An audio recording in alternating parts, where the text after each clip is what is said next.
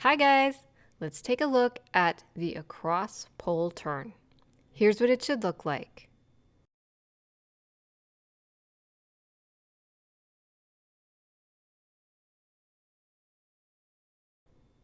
Let's get started. Stand to the side of the pole, a hip's distance away, and take a step back.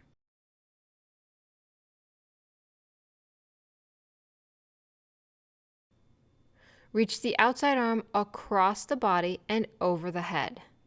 The palm is up and the pole is between the thumb and fingers. The inside hand is just below. Step forward on the outside leg and use the foot and hands to turn towards the pole. At the same time, release what was the inside hand. Let's take a look from another angle. Stand beside and slightly behind the pole. Hips distance away. The inside arm, the thumb is up, and just above head height. The inside arm is around head height with the thumb facing up. The outside arm reaches across the body with the thumb and fingers between the pole. The palm is up. Step forward onto the outside leg and begin to turn using the foot and both hands to start the motion.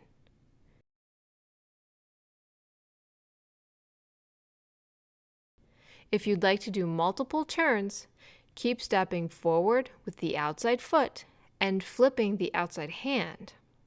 Once you understand the action of the spin, you can release the inside hand and keep it at your side and use just the top hand to spin. Here's a look from behind. Stand beside and behind the pole.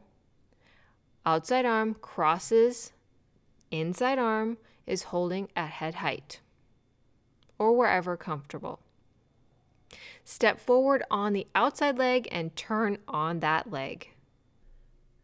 Remember, you're turning in towards the pole. Once you understand this movement, you can even reverse it and go back and forth. This can be neat with the right style of routine.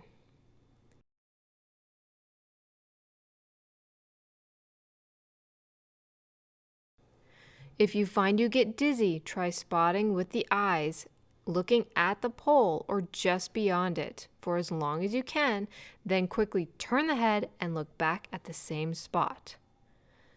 This can help prevent dizziness as you turn.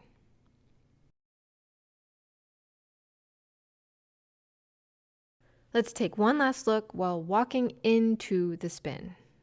I'm walking, I draw the inside arm down as the outside hand comes overhead. I like to look at the pole when I spot. This helps prevent dizziness. You may want to try looking right beyond your pole at a different focal point.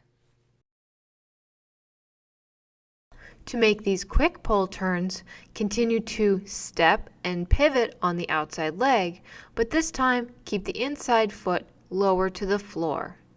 So step outside, pivot, step outside, pivot, keeping the foot close to the floor.